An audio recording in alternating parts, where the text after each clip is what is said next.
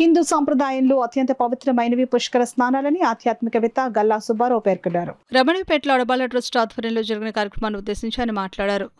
గురుడు కర్కాటక రాశిలోకి ప్రవేశించినప్పుడు ఒక్కొక్క సంవత్సరం ఒక్కొక్క నదికి పుష్కరాలు వస్తాయని అన్నారు.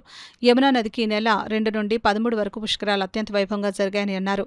ఆర్ రాజా 12 సంవత్సరాలు వరుసగా క్రమం తప్పకుండా 12వ పుష్కర నదుల్లో పుణ్యస్నానం ఆచరించడం అభినందనీయమని సుబ్బారావు తెలిపారు. అనంతరం యమునా నది పుష్కర నీళ్లను పంపిణీ చేశారు.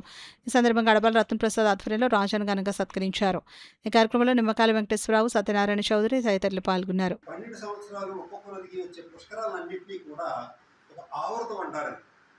12 నదులకి కూడా వరుస తప్పకుండా ప్రతి సంవత్సరం కూడా ఆ వరుస క్రమంలో ప్రతి సంవత్సరం ఆ పుణ్యనదిలో స్నానం ఆచరించి వస్తే అది చాలా పవిత్రమైనది, పుణ్యప్రదమైనటువంటిది.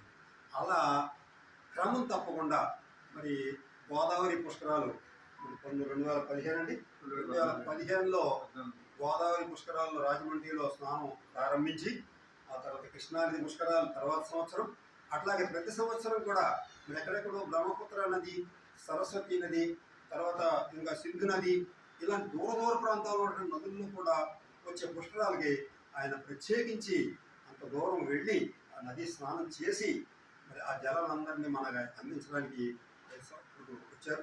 ఆవరణ తప్పకుండా ఒకసారి ఆ రత్న రాజాగారిని మనం అందరం అభివృద్ధిద్దాం.